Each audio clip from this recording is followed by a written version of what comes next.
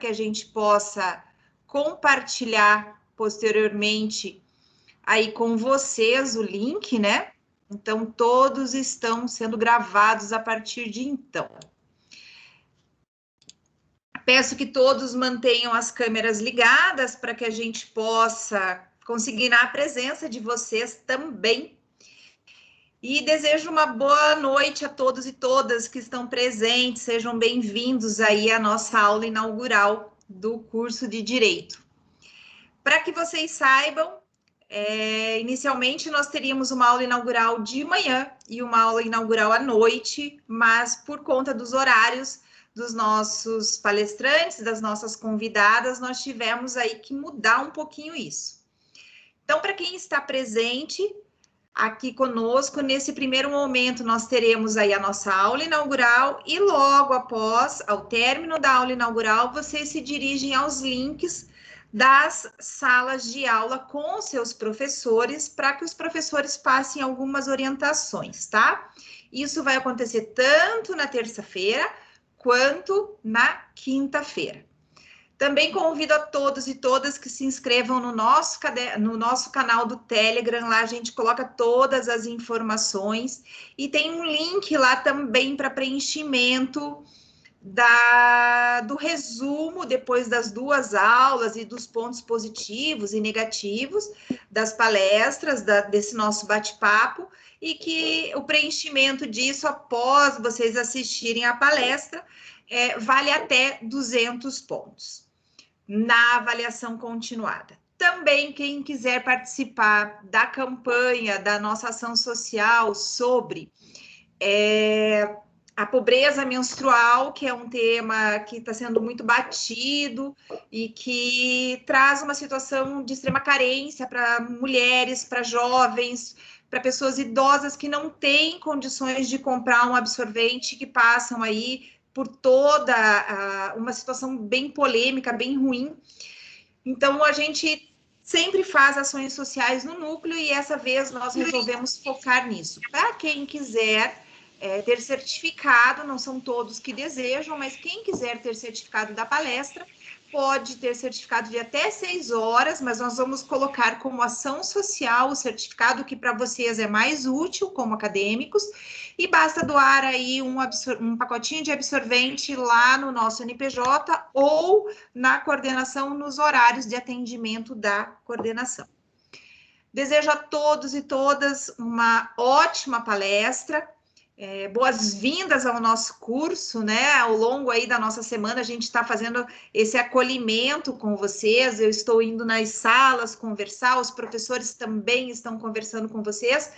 Então, assim, sejam bem-vindos a mais um semestre conosco aí na Unopar. E, sem mais delongas, agradeço aos meus professores, aos nossos professores maravilhosos que estão aqui, e a nossa ex-professora, que quase morro de dor no coração quando eu digo isso, porque a Mari, a nossa palestrante de hoje, ela foi nossa professora e saiu por opção dela, né, Mari, quando ela passou no doutorado e teve aí outras demandas para trabalhar, e ela teve que tocar, então, num outro caminho a vida dela, mas a gente agradece muito o tempo que ela ficou conosco, foi muito prazeroso, uma pessoa espetacular, de um conhecimento incrível.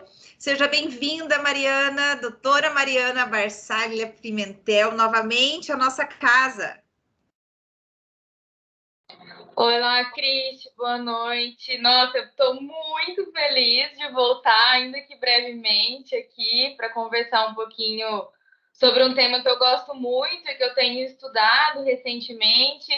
E só de te ver, vi o nome ali da Camila, da Maria Raquel, do Edi, tô vendo o Jorge aqui na minha frente, aluno, vi o nome da Carol, vi a Michele. Enfim, morrendo de saudade de vocês. Saiba que essa foi uma das decisões mais difíceis da minha vida.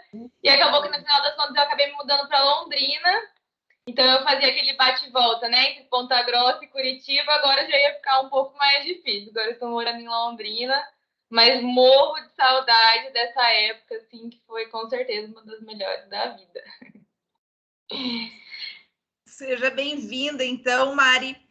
Eu chamo ela de Mari porque é uma menina de um conhecimento incrível e de uma garra assim impossível de lidar. Essa menina foi nossa professora, vinha de Curitiba e tinha aula nos piores dias, né, Mari? Sexta, segunda, nos piores dias e nunca, nem com chuva, nem com trovoada, essa moça faltou aula, essa boneca dessa Mariana.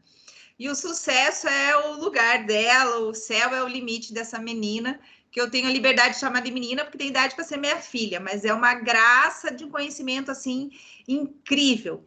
A doutora Mariana está conosco nas redes sociais, se vocês quiserem segui-la, ela tem o Instagram dela e eu não sei se posso chamar de blog, não é bem blog, né, Mari? Explique para a gente um pouquinho do teu Insta lá de Direito Civil por Elas, que é maravilhoso. Bom, pessoal, Direito Civil por Elas é um projeto coletivo, né? Também a gente não dá um nome assim, mas é um Instagram coletivo de algumas pesquisadoras do direito, que tratam de temas de direito civil sobre a perspectiva de mulheres. Não necessariamente só temas relacionados a mulheres, né? Mas sempre sob a nossa perspectiva. Sempre tentando trazer para o debate questões que dizem respeito ao direito das mulheres, tentando trazer sempre luz às mulheres que produzem textos de direito civil, que são muitas, né, Cris? A gente sabe que o direito privado ainda é um tema muito permeado por vozes masculinas, mas nós temos mulheres muito potentes, com vozes muito potentes. Então, a gente sempre tenta lá, através da página, lançar luzes a textos de mulheres, livros de mulheres, trazer mulheres para fazer vídeos. Então, sigam lá. Na página do Instagram é Direito Civil por Elas. Gente, eu peço que todos deixem o microfone no silencioso durante a nossa fala. E assim que a doutora Mariana fizer a explanação dela, a gente abre aí para questionamentos, tá? Então, cuidado com o microfone para não dar interferência. E quem quiser seguir, então, a página é Direito Civil por Elas, e ela traz, a gente acaba batendo, né, que são só mulheres, mas a página traz decisões incríveis, super atuais, sobre temas polêmicos, e todos devem seguir, é o que eu posso dizer.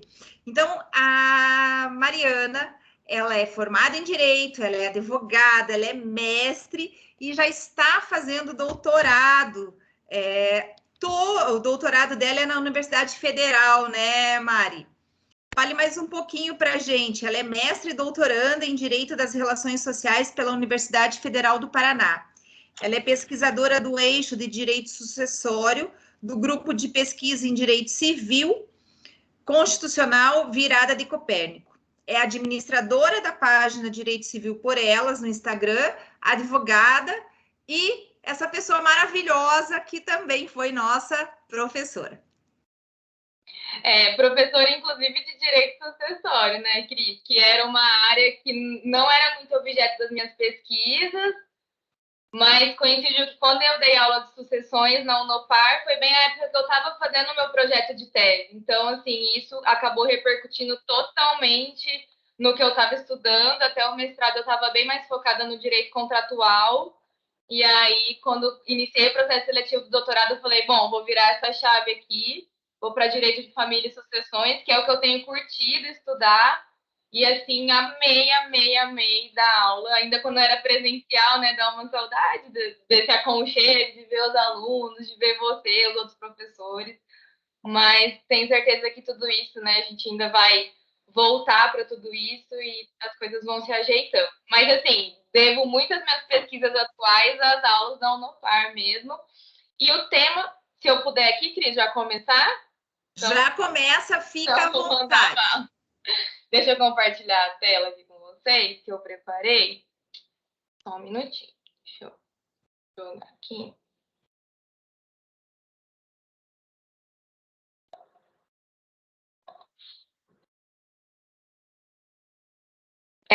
Tá dando para ver? Tudo certo aí?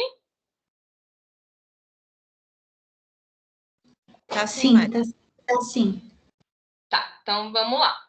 Bom, pessoal, esse é um tema, então, como eu disse, né? Em 2019, eu estava me preparando para o processo seletivo do doutorado da Universidade Federal do Paraná, e na época eu estava dando aula de direito sucessório na Unopar.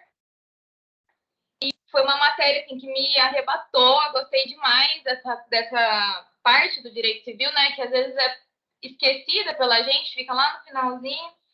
E aí acabei virando mais os olhos das minhas pesquisas para a parte do direito de família mesmo, propriamente dito, e para a parte do direito sucessório. E aí comecei a pesquisar efetivamente sobre o pacto antinupcial, como que esse instrumento jurídico é tratado no direito brasileiro. E eu percebi que o pacto antinupcial, tal como ele é posto no ordenamento jurídico, ele tem uma potencialidade muito restritiva, que em última análise ele serve apenas e tão somente para a eleição do regime de bens, diferente do regime da comunhão parcial de bens. Eu não sei se eu estou falando aqui com alunos de primeiro ano, eu acredito que sim, né? Então eu vou tentar ser bem didática para trazer a explicação. Mas a gente tem então esse instrumento que precede o casamento e que, nos termos estritos da lei, serve apenas para a eleição de um regime de bens, que não é aquele regime automático, que é o regime de comunhão parcial de bens. E aí eu percebi que se discutia muito na doutrina sobre a possibilidade de se tratar de outras questões no pacto antinupcial, que não aquela referente única e exclusivamente à eleição do regime de bens. E me deparei com esse tema, comecei a fazer conexões também com o direito contratual e acabou que virou o tema de pesquisa da minha tese do doutorado. Eu estou no segundo ano do doutorado, acabei as disciplinas agora, estou para entregar o último artigo. Então, provavelmente, assim, entre final e começo do ano que vem, final desse ano, começo do ano que vem, eu vou começar a escrever a tese. E a tese versa justamente sobre esse tema que eu escolhi tratar aqui com vocês. Quando a Cristi me fez o convite, ela falou, vamos pensar num tema bem legal de direito civil, que eu sei que você tem estudado temas de direito privado. Eu falei, bom, então não tem tema melhor para eu tratar do que esse, porque realmente digamos assim, uma novidade no direito civil, mas ao mesmo tempo traz uma questão clássica do nosso direito privado, que é o próprio pacto antinupcial, né? Então, o meu projeto de tese, especificamente, trata dos limites, das possibilidades, do estabelecimento de balizas objetivas acerca dessas cláusulas constantes no pacto antinupcial. Mas para a gente chegar lá, eu queria fazer uma travessia aqui com vocês, tratar, em primeiro lugar, do conceito, das noções gerais sobre o pacto antinupcial, em especial em razão dos alunos, né, que estão iniciando a faculdade, que ainda não viram o tema. Depois eu queria falar um pouquinho sobre a natureza jurídica do pacto antinupcial, mas já fazendo uma pergunta de antemão acerca da manutenção desse, digamos assim, binômio que a gente coloca sobre a natureza jurídica do pacto, a regulamentação do pacto antinupcial no Código Civil, e aí para a gente tratar sobre essa potencialidade que eu digo como ampliada do pacto antinupcial, o que passa por questões como a contratualidade do direito de família, o conteúdo do pacto antinupcial, a análise casuística, e aí para a gente tratar das balizas de aferição da validade dessas cláusulas dispostas no pacto antinupcial. Então, para começar, pessoal, eu trouxe aqui alguns conceitos e noções gerais sobre o pacto antinupcial, e eu começo trazendo uma lição do professor Paulo Lobo, que quem foi meu aluno na Unopar vai lembrar que Paulo Lobo é meu guia espiritual e acadêmico, então eu sempre uso os manuais dele de direito civil, e ele diz lá para a gente que o pacto antinupcial é um negócio jurídico bilateral de direito de família, mediante o qual os nubentes têm autonomia para estruturarem antes do casamento, então nesse momento que antecede o casamento, o regime de bens distinto do regime da comunhão parcial. E aí nós temos o artigo 1639 do Código Civil, que diz justamente que é lícito, que é possível que os nubentes, antes de celebrar o casamento, estipulem quanto aos seus bens o que lhes aprouver. Então, o Brasil, assim como a maior parte dos países ocidentais, quando a gente pensa em pacto antinupcial, a gente pensa naquelas histórias dos Estados Unidos, né, que as pessoas fazem aqueles pactos gigantescos que prevêem coisas como indenização em caso de infidelidade. Então, esse é um instrumento jurídico brasileiro, mas também está presente em outros ordenamentos jurídicos, que prevê essa possibilidade de os nubentes utilizarem um pacto, um negócio jurídico antecedente ao casamento para ajustar e fixar regras que são incidentes sobre o patrimônio do casal. E aí, quando a gente vai estudar lá tanto direito de família quanto direito das sucessões, a gente percebe que a escolha do regime de bens, ela repercute tanto em caso de eventual divórcio na meação, quanto no caso de falecimento de um dos cônjuges. Os meus alunos de direito civil também devem lembrar que eu falava para vocês, olha, vamos quando a gente fazia a análise da sucessão hereditária, para ver quem que ia herdar na cadeia sucessória, a primeira pergunta que eu fazia, a pessoa que faleceu, né, nos exemplos, era casada? Se sim, sob qual regime de bens? Então, a eleição desse regime de bens, ela vai ser importante em diversos aspectos que envolvem o casamento e, em especial, em razão do seu eventual rompimento, que pode se dar pelo divórcio ou pelo falecimento de um dos cônjuges.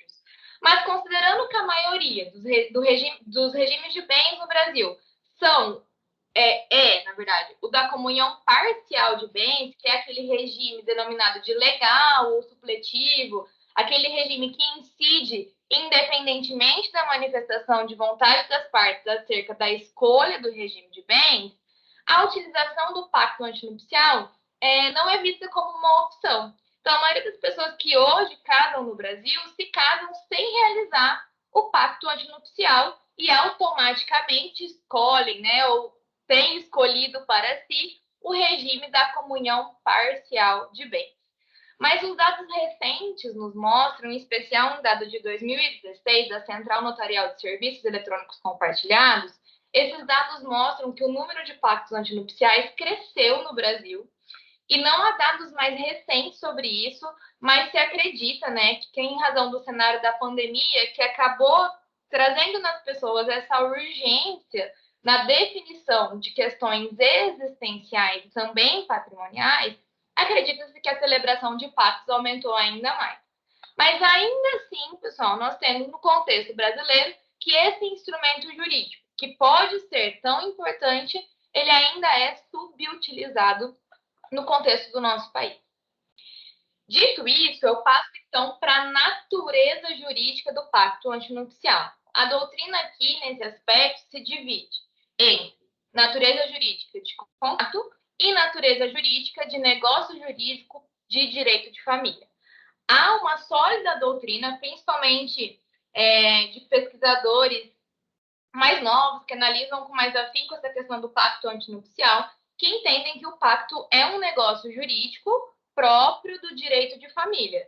E essa parte da doutrina, né, fundamenta o seu entendimento no fato de que o contrato teria uma finalidade estritamente econômica, ao passo que o pacto antinupcial, por tratar de questões familiares, né, teria um caráter mais existencial. Mas há aqueles e aquelas que entendem também que o pacto antinupcial seria um contrato, como a professora Maria Helena Diniz e o professor Flávio Tartucci, que consideram primordialmente os aspectos patrimoniais do pacto antinupcial. A professora Maria Helena Diniz, inclusive, né, que é uma das professoras que a gente tem como um dos clássicos do direito civil mesmo, inclusive foram os livros dela que eu li quando eu estava na graduação, ela conceitua o pacto antinupcial como um contrato solene firmado pelos nubentes, mas antes do casamento. Tá? Então, segundo ela, esse contrato serviria apenas para a escolha do regime de bens vigente enquanto durar o matrimônio. Mas a concepção de que o pacto antinupcial é um negócio jurídico de direito de família é mais aceita. Mas essa visão doutrinária, digamos assim, ela se apega muito ainda à questão da finalidade principal do pacto antinupcial, que é essa escolha do regime de bens.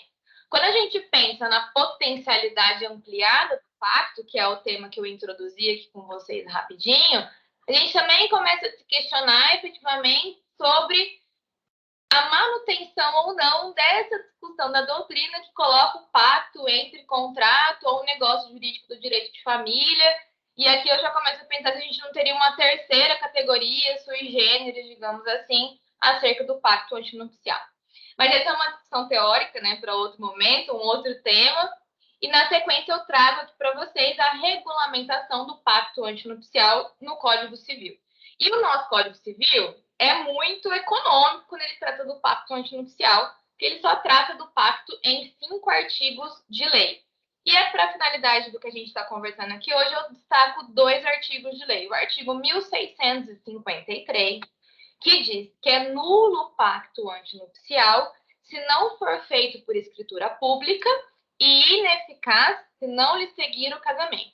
Então, esse artigo de lei, ele traz para a gente 2 elementos do que a gente chama lá da escada pontiana. Um elemento de validade e o elemento da eficácia.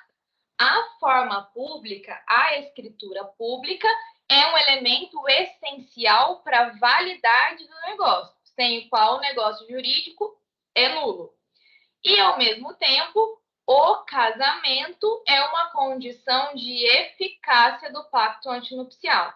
Se o casamento não for realizado, o pacto antinupcial não produz efeitos. Os alunos do primeiro ano, com certeza, vão estudar isso na parte geral do Código Civil, mas a gente tem aqui um exemplo claro no artigo 1653 sobre 2 elementos do que a gente chama de escada pontiana do negócio jurídico, o elemento de validade e um elemento de eficácia. O artigo 1657, na sequência, ele trata também de questões que estão lá no plano da eficácia do pacto antinupcial e diz que as convenções antinupciais não terão efeito perante terceiros, senão depois de registradas em livro especial pelo oficial do registro de imóveis do domicílio dos cônjuges.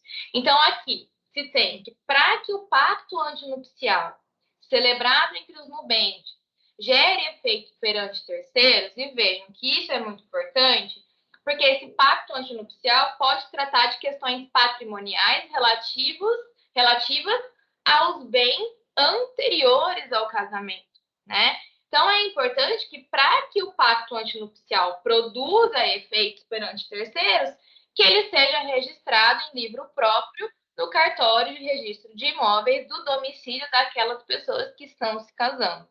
E ainda, se o casal ou se cada um dos cônjuges individualmente possuir bens imóveis registrados, a existência desse pacto antinupcial também deve ser averbada na matrícula do imóvel, que é aquele documento, né, que traz todo o histórico de um bem quando ele é um bem imóvel. Então, seriam esses a regulamentação que eu gostaria de destacar com vocês aqui. Tem outros artigos de lei que tratam de outras questões, mas para o fim da minha fala, do tema que a gente vai tratar, eu gostaria de destacar apenas esses 2.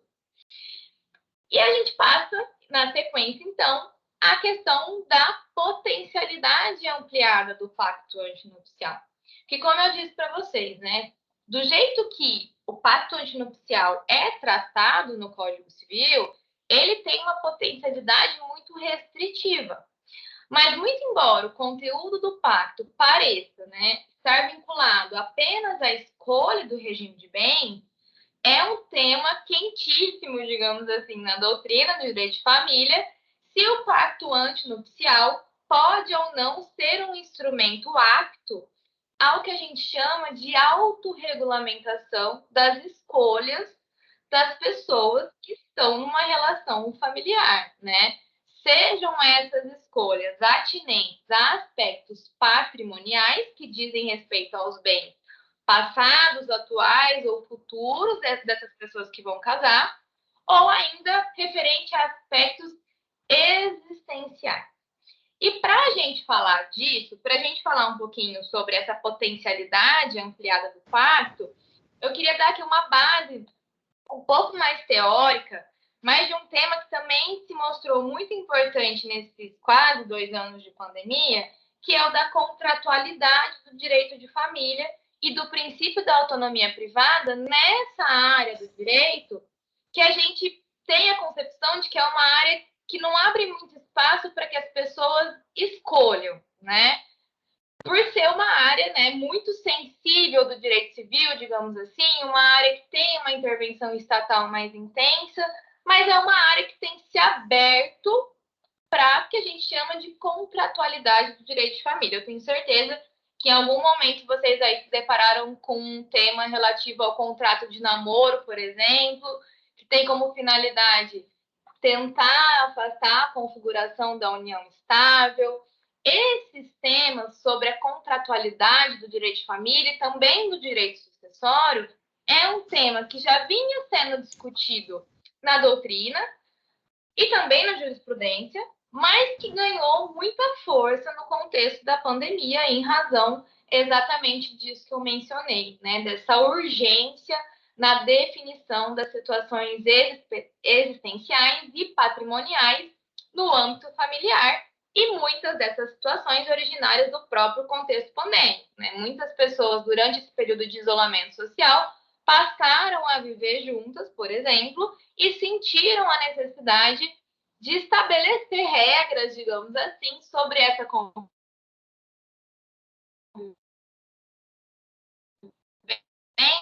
um namoro, se aquilo seria uma união estável. Enfim, é um tema que voltou com muita força no contexto da pandemia. Quando eu escrevi o projeto de tese, a gente ainda não tinha pandemia, né? Mas esse é um tema assim que voltou, que eu sempre tenho visto pessoas escrevendo sobre. Inclusive, não sei se vocês estão vendo aqui, mas esse é um livro que eu recomendo super para quem tiver interesse. Chama Contratos, Família e Sucessões, da professora Ana Carolina Brochado Teixeira, que é uma professora super referência de direito civil, da professora Renata de Lima Rodrigues, elas são as coordenadoras da obra. E esse livro traz vários artigos sobre essas questões relacionadas a contratos e direito de família. Então, nós tivemos efetivamente um crescimento desses espaços de liberdade no interior da família, que se colocou como um fenômeno contemporâneo super relevante, que visou resguardar as escolhas e o modo de vida dessas famílias contemporâneas, né? Hoje a gente tem uma visão muito diferente do direito de família, que desloca os olhos daquela família tradicional, monogâmica, composta por um casal de um homem, uma mulher e um filho, para outros arranjos familiares, e tudo isso implica também nessa consagração, digamos assim, desses espaços de liberdade no interior das relações familiares. O professor Paulo Lobo, quando ele trata da liberdade familiar, ele traz para a gente 3 dimensões em que essa liberdade pode ser exercida: a liberdade de planejamento familiar, a liberdade de realização, reinvenção e extinção da relação da entidade familiar, e a liberdade de aquisição e administração patrimonial. A expansão desses espaços de liberdade, ela encontra amparo também na nossa Constituição Federal de 1988, que ao mesmo tempo que destacou a importância que a família representa para o Estado, também procurou dar relevância, dar luzes para essa liberdade individual, que é, digamos assim, uma faceta, né, da própria dignidade da pessoa humana. E aí, imbricada com essa liberdade familiar, intrinsecamente relacionada com a liberdade familiar, nós temos a autonomia privada, que vem ganhando cada vez mais espaço, como eu disse, no âmbito tanto do direito de família quanto no direito de sucessões, e é concebida como poder da vontade individual ou como esse poder de autorregramento, autorregulamentação do sujeito de direito em relação a todos os atos da sua vida civil, sejam esses atos patrimoniais ou não patrimoniais. Quando a gente fala de autonomia privada no direito de família, é importante que a gente também leve em consideração que esse poder que foi atribuído ao indivíduo para autorregular os seus interesses também foi atribuído para que esses interesses sejam regulados de forma comum com a entidade familiar. Então, nós temos aqui uma autorregulamentação não apenas de interesses próprios, mas também de interesses comuns da entidade familiar. A autonomia familiar, sim, ela vai ter 2 aspectos. Um aspecto externo, para que se garanta essa liberdade frente ao Estado, e um aspecto interno, na qual a liberdade é assegurada dentro da própria família, né? A individualidade de cada um é assegurada dentro da própria relação familiar. Então, sob essas lentes dessa autonomia, digamos assim, que é qualificada, né, no âmbito do direito de família, é possível que a gente fale na potencialidade ampliada do pacto antinupcial e sobre também a contratualidade do direito de família. E quando a gente fala da aproximação entre o direito de família e o direito contratual, que parecem áreas totalmente opostas, né?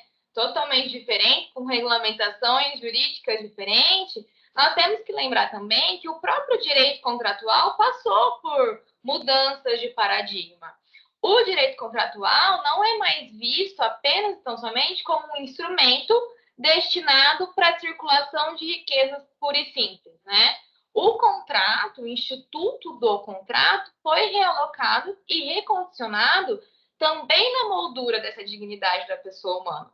E o contrato serve, então, hoje como um instrumento de livre desenvolvimento da própria personalidade. E é por isso que a gente consegue falar da junção entre direito contratual e direito de família. O pacto antinupcial, nesse contexto todo, ele vai se colocar como uma expressão dessa contratualização do direito de família e vai se expressar como um dos instrumentos negociais mais importantes para que seja realizada essa autorregulamentação das escolhas conferida pela autonomia privada. E aí nós temos, então, Mari, discussão. Oi. Deixa eu te atrapalhar um pouquinho. Claro. Os slides estão muito pequenininhos, a gente não está conseguindo ver. E eu achava que era a minha internet.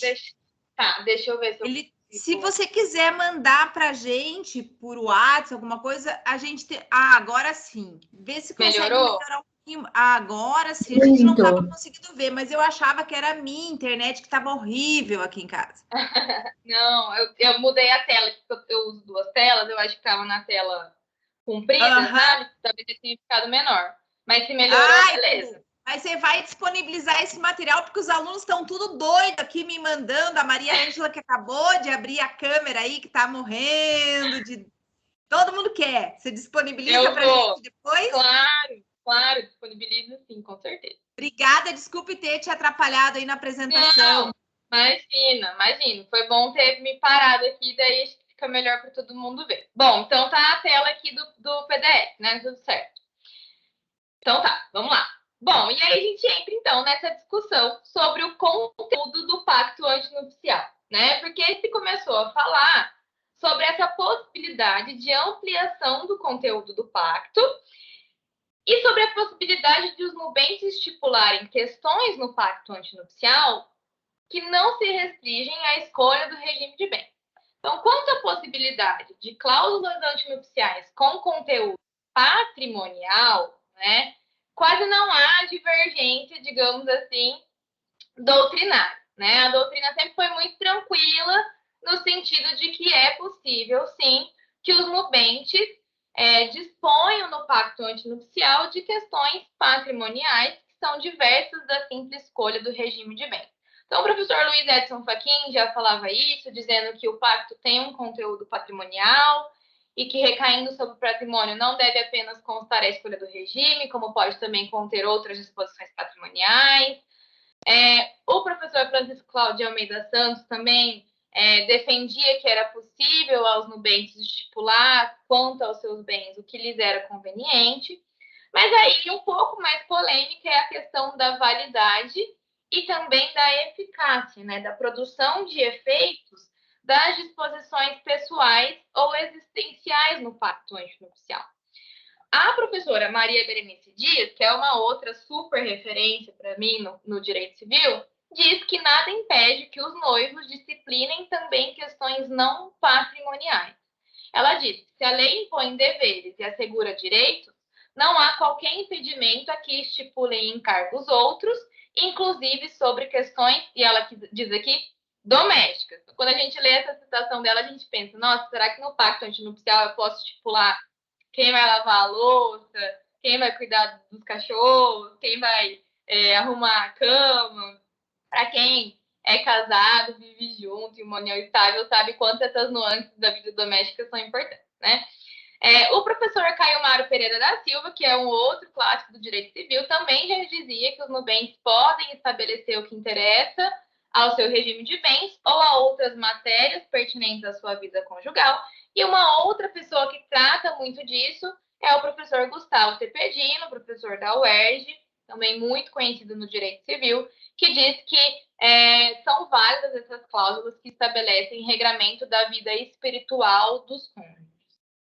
E aí, recentemente, né, nós tivemos em 2018, não tão recentemente assim, já faz 3 anos, a aprovação na 8ª Jornada do Direito Civil, organizada pelo Conselho da Justiça Federal.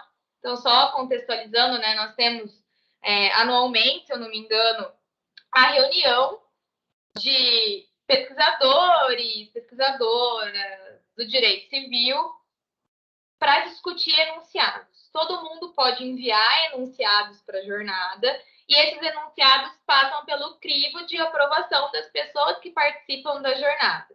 Então, digamos assim que é um local onde as ideias que estão perfilhando mais na doutrina, nos artigos, nas pesquisas, são analisadas por um conjunto de pesquisadoras e pesquisadores do direito civil. E lá em 2018 já se falava, né, o enunciado 635 da 8ª jornada já dizia para a gente que o pacto antinupcial e também o contrato de convivência podem conter cláusulas existenciais, desde que essas não violem os princípios da dignidade da pessoa humana, da igualdade entre os cônjuges e da solidariedade familiar. E entre os argumentos constantes na justificativa do enunciado, porque quem manda o enunciado precisa justificar o enunciado, constou que não há proibição no ordenamento jurídico para que o pacto regulamente questões extrapatrimoniais, né? Que a lei assegura às partes o livre planejamento familiar, conforme a Constituição Federal, e veda qualquer intervenção estatal na comunhão de vida. E, de fato, pessoal, o nosso Código Civil não proíbe a inserção dessas cláusulas existenciais ou extrapatrimoniais ou pessoais no pacto antinupcial e dispõe somente no artigo 1655 que é nula a convenção ou cláusula dela que contravenha a disposição absoluta de lei. E, ao que me parece, a inserção dessas cláusulas existenciais, a depender do seu conteúdo, não extrapola, não contravém disposição absoluta de lei. Mas vamos dar um pouquinho de concretude para o que eu estou falando, né? Se a gente pode dispor de outras questões no pacto antinupcial, do que necessariamente a gente pode falar? Quais são as questões que podem ser ou não pactuadas e o que seria interessante ou não de ser pactuado? A primeira questão que se coloca é a questão atinente às cláusulas sucessórias no pacto antinupcial. Então, a gente vê lá no direito das sucessões que o cônjuge é herdeiro necessário. Então, necessariamente, ele vai herdar, a depender, digamos assim, do regime de bens, a depender de com quem ele vai concorrer, mas ele é caracterizado como um herdeiro necessário. Ainda que eu escolha o regime de separação de bens, é obrigatória, digamos assim, a concorrência sucessória do cônjuge com os descendentes. Então, eu posso escolher, né, o regime de separação de bens, no qual eu vou estar, digamos assim, dizendo para o Estado, olha, Estado, eu não quero nenhuma divisão patrimonial aqui. O que era meu antes do casamento permanece comigo, o que eu adquiri durante o casamento permanece comigo, e assim vice-versa, né? Mas eu não tenho a opção de não herdar. Então, se o meu marido morrer e eu tiver filhos, eu vou herdar em concorrência com esses filhos. Então, ainda que eu escolha o regime de separação de bens, isso também era uma coisa que eu discutia bastante com os meus alunos na aula de sucessões, até indiquei para eles a tese do Felipe Franco, que é um colega da Universidade Federal do Paraná. Ainda que eu escolha o regime de separação de bens, eu não posso escolher, digamos assim, não participar da sucessão e também não posso escolher que meu cônjuge, se eu morrer, não participe da sucessão. Em termos bem práticos, é assim. E por isso se discute a possibilidade de se pactuar disposições sucessórias no bojo do pacto antinupcial, né? Aqui o tema também é bem polêmico. E nós temos duas correntes doutrinárias se colocam em oposição contra a temática. Então, há uma corrente doutrinária composta principalmente em encabeçadas, digamos assim, pelo professor Rolf Madaleno e pelo professor Mário Delgado, que entendem que é possível a pactuação de questões sucessórias no pacto antinupcial de modo diverso àquele previsto na lei. Então, eles entendem que o artigo 426 do Código Civil, que é aquele artigo que proíbe a realização de contrato sobre herança de pessoa viva, não constitui nenhum impedimento para que, por intermédio do pacto antinupcial, haja renúncia prévia de direitos sucessórios pelo cônjuge, né, pelo nubente ali no momento da realização do pacto antinupcial. Mas há uma outra corrente doutrinária que se coloca contrária a esse entendimento. Então, o professor João Aguirre, por exemplo, a professora Giselda Hironaka, o professor Flávio Tartus, todos eles integrantes lá das escolas de São Paulo, de Direito Civil, entendem que não é possível a renúncia à herança por intermédio do pacto antinupcial, em razão justamente dessa via intransponível, proibitiva do artigo 426 do nosso Código Civil. No âmbito jurisprudencial, pessoal, ainda prevalece essa segunda corrente, no sentido de que as cláusulas que tratam de questões sucessórias no pacto antinupcial de modo diverso à lei, elas são inválidas, tá? Então, ainda que seja uma questão muito interessante, e às vezes nós, como advogadas e advogados, somos procurados para tratar de questões como essa, né? Poxa, eu estou me casando no regime da separação de bens, eu também consigo afastar a comunhão patrimonial, digamos assim, no momento da sucessão? Não, não consegue. Talvez a gente possa aqui colocar isso no pacto antinupcial, mas é importante que se alerte que atualmente, né, a jurisprudência entende que esse tipo de disposição é inválida, mas tem uma corrente doutrinária que está aí se fortalecendo, com cada vez mais autores, adeptos e autoras também, no sentido de que seria possível. Além disso, eu posso tratar de deveres conjugais no pacto antinupcial, porque lembrem lá, o Código Civil, lembrem ou saibam, né, para os alunos mais novos, o artigo 1566 do Código Civil, ele traz alguns deveres conjugais, alguns deveres que devem ser observados por aqueles que contraem matrimônio. Esses deveres são a fidelidade recíproca, a vida em comum no domicílio conjugal, ou o que a gente chama de coabitação, a mútua assistência, sustento, guarda e educação dos filhos e o respeito e consideração mútuos. Não há muita discussão na doutrina acerca da possibilidade de eu prever novos deveres conjugais. Quanto a isso, a questão é tranquila. O que se discute é a possibilidade de renúncia a esses deveres conjugais. Veja, eu, enquanto casada, posso abrir mão da monogamia, da fidelidade recíproca? Eu, enquanto casada, posso abrir mão da vida em comum, da coabitação? Então, há uma parte da doutrina, em especial as professoras Ana Carla Ramartchuk Matos, que é minha professora na Federal, e a professora Ana Carolina Brochado Teixeira, que entendem que quanto a esses dois deveres conjugais, fidelidade recíproca e coabitação, seria sim possível a renúncia ali pelos nubentes, porque são deveres que tratam, em última análise, né, pessoal, do modo de vida que se escolhe para se viver um casamento, digamos assim, né? Então, o casal elege ali o seu modo de viver para alcançar a felicidade nos moldes que faz sentido a eles. Então, nesses termos, seria sim possível eu dispor, digamos assim, desses dois deveres. Agora, os deveres de mútua assistência, aqueles relacionados aos filhos, e respeito e consideração mútuos, daí sim, esses deveres seriam irrenunciáveis, porque se tratam, em última análise, de questões relacionadas à própria solidariedade familiar, do qual não se dá, né, para dispor, não se dá para abrir mão. Outro exemplo, cláusulas que prevêem indenizações ou multas para caso de infidelidade. Foi o que eu falei. Com certeza, em algum seriado jurídico ou em algum filme jurídico, vocês já se depararam com isso, né? É muito comum nos Estados Unidos.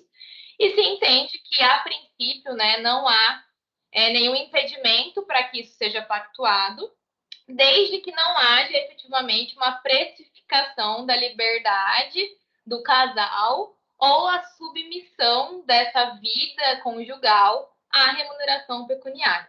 Então, em linha de princípio, não haveria impedimentos, mas isso não pode se tornar, digamos assim, um abuso de direito. Outras cláusulas poderiam ser pactuadas: acordos prévios de divórcio com a eleição de métodos autocompositivos. Então, eu poderia prever lá no pacto antinupcial a escolha da mediação antes de eventual demanda judicial.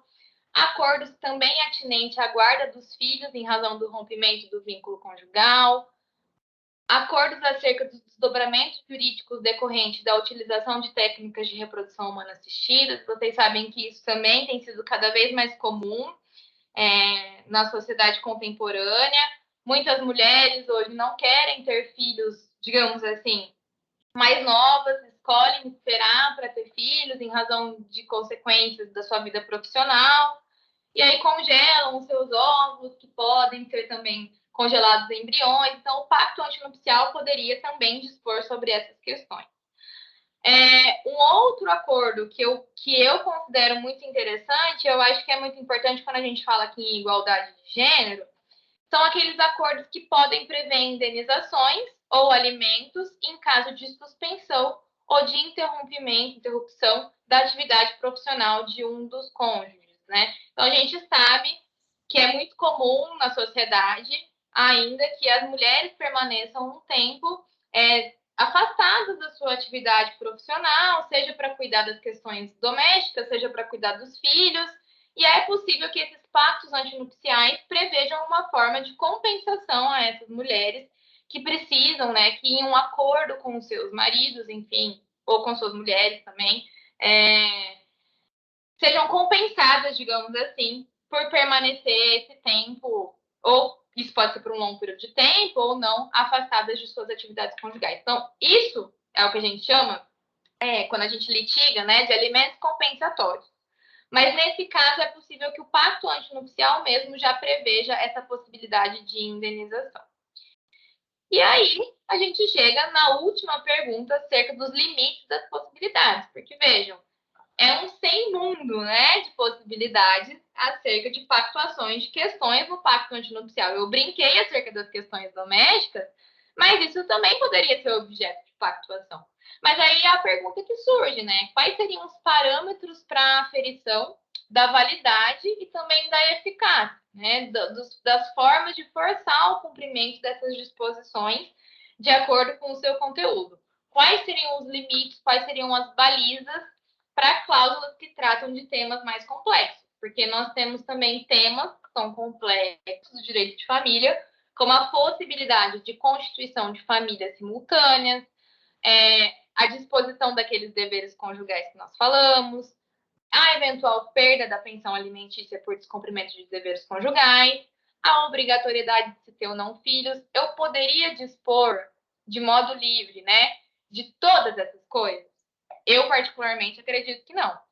O professor Gustavo Tepedino, ele defende que essa definição quanto à validade das cláusulas deve levar em conta essa função instrumental que a família tem no desenvolvimento da personalidade e na efetivação, digamos assim, dessa tão falada dignidade humana. Então, para ele, são merecedoras de tutela, produzem efeitos jurídicos, têm validade e eficácia aquelas cláusulas que promovam essa dignidade à luz dos princípios constitucionais que incidem sobre o direito de família, em especial, né, os princípios da solidariedade familiar, que não é um princípio que pode ser descartado ou deixado de lado, e também o princípio da igualdade. Então, esse pluralismo de escolhas, ele deve traduzir a liberdade fundamental de cada um, não subordinar nenhuma parte à outra, né?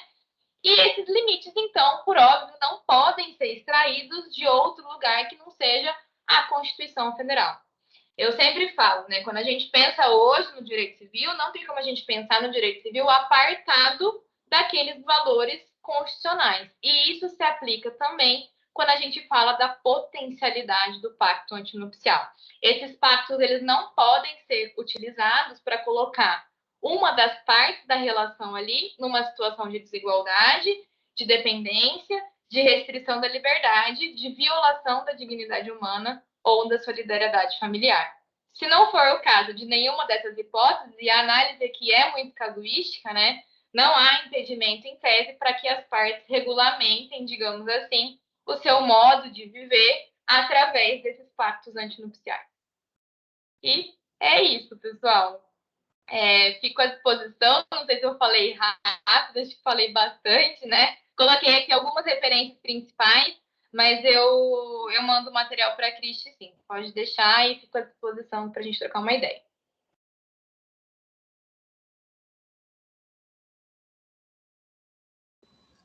Posso fazer uma perguntinha?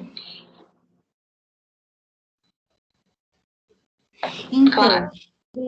Esses pactos, eles são necessariamente feitos, não sei se eu perdi alguma parte, ou que eles são feitos obrigatoriamente antes do matrimônio, né? Não se pode... eu tô casada, agora eu resolvo fazer um pacto pós-matrimonial. E outra perguntinha, isso sempre tem que ser igualdade entre os dois? Eu quero ter, entre os, exemplo, né? Sou casada, quero ter outros casos amorosos, mas eu não quero que meu marido tenha. Daí, ou vice-versa, meu marido quer ter e não quer que eu tenha. Mas eu digo, se tu quer ter, pode ter. Ou ele, se tu quer ter, pode ter, só que eu não quero. Vamos colocar isso num pacto? Vamos, beleza. Não pode, tem que ter reciprocidade, os dois. E não reciprocidade, igualdade nos dois, no caso, obrigatoriamente, ou pode ser um acordo realmente como é a palavra, né? Maria Ângela, ótima pergunta. Sobre o pacto pós, né, nupcial, é possível, a gente chama até de contrato intramatrimonial ou repactuação de convivência, mas é justamente isso, um pacto pós-nupcial. É possível, sim, que isso seja realizado. E é importante você tocar nisso, porque quando eu falo de pacto antinupcial, às vezes a gente pensa, poxa, mas e se as coisas mudarem? Né? E se eu pactuei de um jeito no meu pacto antinupcial, e aí eu casei e vi que as coisas foram diferentes, eu posso mudar? E sim, é possível que isso seja alterado. O ordenamento jurídico, ele abre um espaço para alteração, inclusive, do regime de bens, que em tese seria uma coisa imutável, né? E não é. Então, se é possível alterar o regime de bens, eu entendo ser perfeitamente possível alterar o pacto antinupcial, e também entendo que há espaço para a celebração desses pactos pós-nupciais.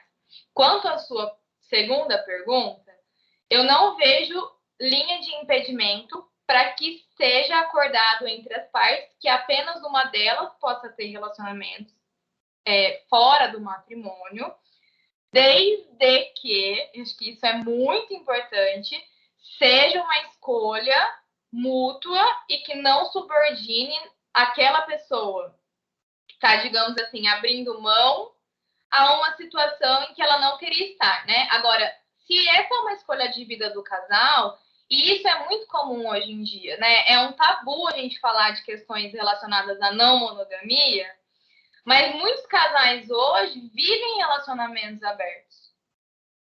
E há uma decisão muito recente do STF que não reconheceu as famílias simultâneas, mas é uma decisão do STF que foi muito apertada. Se eu não me engano, foi um voto assim, um voto de diferença. Então, se acredita, né, que isso vai voltar a ser discutido ali no STF, mas quando o STF diz que as famílias simultâneas não podem ser reconhecidas, me parece que ele acaba fechando os olhos para uma realidade que existe. Às vezes não é a realidade desejada pelo ordenamento jurídico, às vezes não é a realidade desejada pelo ordenamento jurídico, mas ela está posta, né? Eu acho que o direito de família é muito isso. É a realidade posta que desafia a norma. Mas, assim, eu entendi sua pergunta e eu não acho que o simples fato de pactuar que só um poderia ter relações fora do casamento importa já numa desigualdade de plano, sabe? Se for uma escolha, se for o modo que aquele casal decidiu para si, né? Se é uma escolha livre, consentida, esclarecida, às vezes um abre mão aqui, o outro abre mão ali, às vezes isso nem é abrir mão, né, para um ou para outro, pode ser. A gente também às vezes tem essa concepção muito tradicional, que seriam modos tradicionais de vida em família, mas as pessoas têm vivências diferentes. Então, cabe a nós o direito também estar sempre atentos e com olhos abertos para essas realidades que se impõem aí na sociedade, que existem, né? Obrigada. Também tem...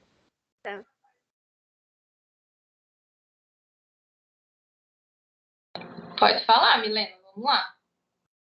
Assim, o casal é novo, ambos não têm bens materiais, mas optam pelo contrato. E durante o contrato, os dois conseguem os bens materiais juntos, mas ocorre de não darem certos e se separarem. É como no divórcio também, eles vão ter que repartir os bens que eles conquistaram juntos, ou como que pode ser daí nesse processo? Só deixa eu te perguntar, o contrato que você falou não é o contrato de namoro? Isso. Tá, esse é um tema muito legal também, né? Que daria outra palestra aqui a gente falar de contrato de namoro. O contrato de namoro, como você mesmo disse, mas eu vou tentar te responder aqui rapidinho.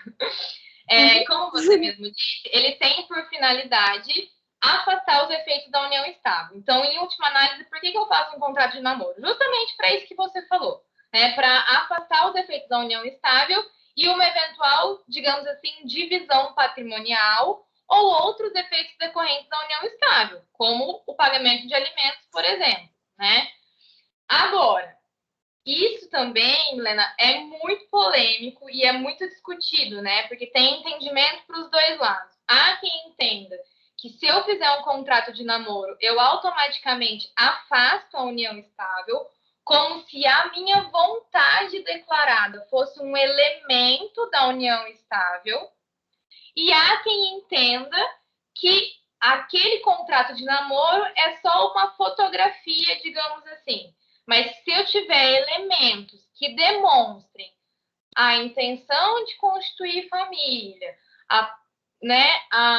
digamos assim, esse esforço comum na construção do patrimônio, o contrato de namoro não serviria para afastar a divisão patrimonial. Então, a professora Marília Pedrosa Xavier, eu até recomendo o livro dela, acho que chama Amor Líquido, Direito de Família, Contrato de Namoro, ou algo assim. Ela é professora da Federal também. E o livro dela é fruto da dissertação de mestrado. Então, tem PDF na internet, bem facinho de achar. Ela entende que o elemento vontade é um elemento constitutivo da união estável. Então, se eu não tenho vontade, se eu declaro minha vontade, eu afasto a união estável. Mas a grande maioria dos civilistas entendem que o contrato de namoro seria mais um elemento de prova, digamos assim. Mas se tiverem outros elementos constitutivos da união estável, aí sim eu teria todas as consequências daí decorrente. E isso que você falou sobre eu consigo comprovar que o patrimônio foi adquirido em conjunto, com esforço comum, isso também é muito importante. Porque, inclusive, no regime de separação de bens, no regime de separação obrigatória de bens, quando eu consigo demonstrar que aquele bem foi adquirido com o esforço comum do casal, ainda no divórcio, eu vou ter a meação desse bem se eu conseguir comprovar que ele foi adquirido com esforço comum. Então, eu acredito que esse raciocínio tem ainda mais força nesse caso que você contou aí. Tudo bem, obrigada.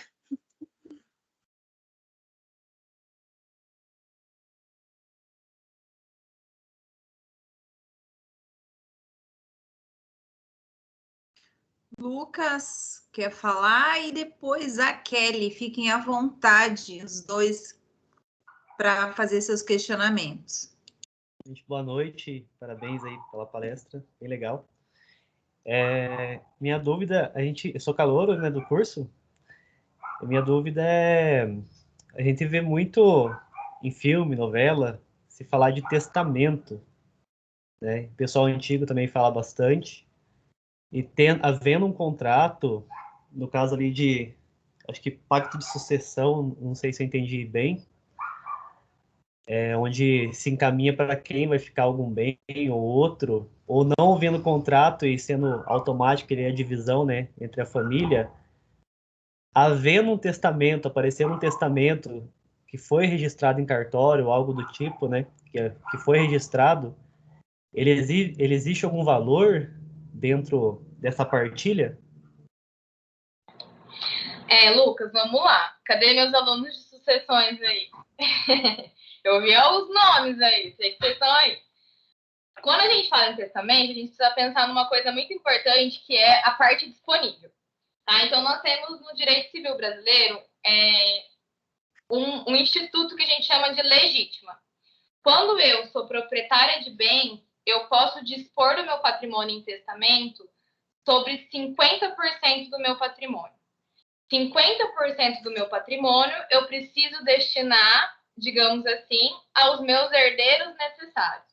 Então, mesmo que eu queira, em testamento, dispor de modo diverso da lei, a própria lei prevê que essas disposições que ultrapassem 50%, elas sejam reduzidas. Então, primeira coisa, né? Temos essa limitação em relação ao testamento. O testamento, necessariamente, só pode abranger 50% do patrimônio, porque os outros 50% do patrimônio é o patrimônio destinado ao que a gente chama de herdeiros necessários, tá? Acerca dos efeitos do casamento na sucessão e no testamento, tudo vai estar muito relacionado. É isso que eu comentei, acho que a hora que eu falei sobre as disposições sucessórias, né? A escolha do regime de bens vai ser determinante não só em caso de divórcio, mas vai ser determinante também em caso de sucessão. Então, eu também falava muito isso para os meus alunos. Quando eu sou casada, vamos falar aqui, regime de comunhão parcial de bens, regime mais, né, utilizado no Brasil, tudo que eu adquiro na constância do casamento, ainda que seja em nome próprio, se presume o esforço comum e isso é dividido com o meu cônjuge, certo? Em caso de divórcio. E se eu morrer, o que acontece? Se eu morrer, ele vai ter direito a 50% do patrimônio adquirido durante a constância do casamento. Mas isso não é herança. Isso é o que a gente chama de meação. Então, quando a pessoa que falece é casada, a primeira coisa que a gente tem que investigar é o regime de bens. Porque se a pessoa era casada sob o regime de comunhão parcial, por exemplo, aquele que permaneceu vivo, né, o que a gente chama de o cônjuge supérstite, um nome bem esquisito assim, ele vai ter direito a 50% de meação. Agora, em relação aos bens particulares, porque os bens particulares, vocês sabem que não são objeto de meação, né, no regime de comunhão parcial de bens. Então, eu, Mariana, sou casada e vamos supor que eu tenho um imóvel anterior ao casamento. Sobre esse imóvel, em caso de divórcio, o meu marido não vai ter nenhum direito, né, porque é um bem particular. Mas e se eu morrer? Se eu morrer, ele vai ser herdeiro em relação a esse bem. Tá? Então, assim, é muito difícil responder a tua pergunta de um modo objetivo, porque são muitas nuances, né? A gente tem que falar aqui de parte disponível, legítima, regime de bem, tudo é importante, digamos assim, sabe? E, inclusive, essas questões outras patrimoniais previstas no pacto antinupcial, porque, veja, eu estou falando aqui de um exemplo hipotético, né? Eu casada no regime de comunhão parcial de bens, tenho um bem imóvel anterior. Mas no pacto antinupcial, eu posso prever que esse bem vai passar a integrar o patrimônio comum, não posso? E aí, se ele passa a integrar o patrimônio comum, ele vai ser objeto depois de meação ou de herança? Porque se ele for de herança, meu cônjuge vai ter um percentual a depender de com quem ele vai recorrer, com os meus filhos ou com os meus pais. Mas se ele mear, ele vai ter direito a 50%. Então, assim, tudo importa, né? Quando a gente faz o cálculo lá da sucessão, eu sempre colocava no quadro os bonequinhos, ou A, B, C, e a gente ia fazendo os desenhos, assim, caindo de acordo com todas essas informações. É casado? Sob qual regime? Tem testamento? Depois de qual bem? Enfim. São muitas coisas a ser levadas em consideração, Lucas, mas quando você chegar lá no direito sucessório, você já vai ter visto bastante coisa e já vai entender melhor todos esses aspectos. Beleza, obrigada, Mari. É muita informação mesmo e muita caminhada aí pela frente, mas acho que já foi válida aí a tua resposta, né? E já esclareceu um pouquinho aí as dúvidas do nosso acadêmico. A última pergunta, então, nós passamos para a Kelly já pelo adiantado da hora. Nossa palestra, nossa aula já deveria, né? Também para não tomar tanto tempo aí da Mariana. Então, a Kelly faz a última pergunta e nós encerramos. E deixamos o canal da Mariana aberto para que vocês curtam, para que vocês compartilhem, para que vocês acessem, né? E tenham mais informações. Kelly, fique à vontade. Obrigada, professora. Primeiramente, obrigada pela palestra. E, Mariana, foi muito surpreendente para mim. Eu queria perguntar a respeito do pacto antinupcial. O que pode ser colocado lá? Para mim foi assim, surpreendente essa notícia, essa informação do pacto e da possibilidade de famílias simultâneas, porque eu ainda não havia estudado nem entrado em nenhum estudo desse. A possibilidade de colocar o que quiser nesse pacto, eu perdi o comecinho. Bom, super legal sua pergunta, e esse é um tema, né? Quando eu falo desse tema do pacto, sempre acaba pegando em algumas questões, e a família simultânea é uma delas, né? Abrir mão do direito de fidelidade, abrir mão do direito de coabitação a gente até aguenta, né? Mas o direito de fidelidade é uma coisa que fica um pouco mais, assim, digamos assim, polêmico. Não é possível pactuar tudo, né? E é importante que, enquanto profissionais do direito, quando a gente lida com clientes, é importante que a gente sempre alerte nossos clientes dos riscos. Então, ainda que eu pactue tudo que eu quiser no pacto, nem sempre tudo que eu colocar ali vai produzir efeitos jurídicos, né? O que eu mencionei, assim, eu dei de exemplo, né? Disposições sucessórias, disposição dos deveres conjugais, questões relativas a multas e indenizações em caso de infidelidade, acordos prévios de divórcio. Então, eu posso pactuar. Se discute muito sobre possibilidade ou não de instituir arbitragem para regular eventual divórcio, quando eu estiver diante de interesses, né, de pessoas capazes e tal. Indenizações para caso de uma das pessoas estiverem em casa cuidando das questões domésticas, enquanto a outra estiver mais voltadas para as questões profissionais.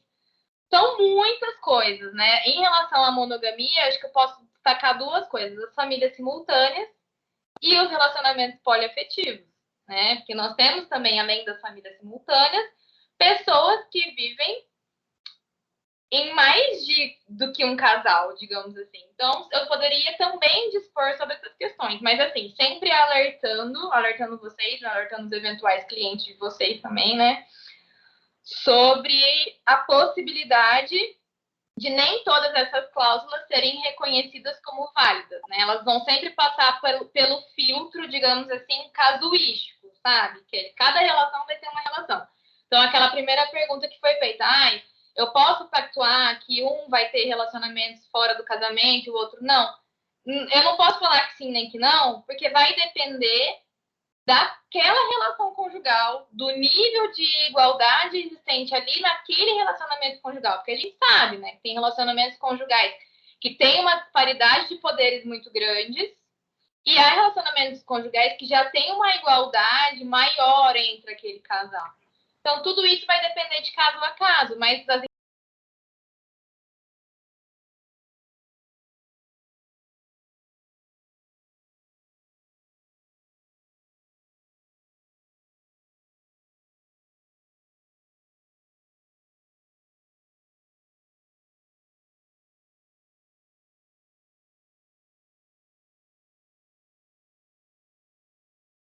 Opa, acho que caiu aqui. Perdão. Os textos que eu coloquei ali na bibliografia dos slides, pessoal, que eu vou enviar para a Prof. Cristi, tem alguns outros exemplos, assim, algumas outras análises casuísticas bem legais, mas as possibilidades, assim, são infinitas, né? Dependem muito da nossa imaginação, mas sempre com esses filtros de não expressar uma relação de subordinação, de restrição de liberdade. Eu acho que isso é muito importante a gente ter em mente também. Obrigada, professora.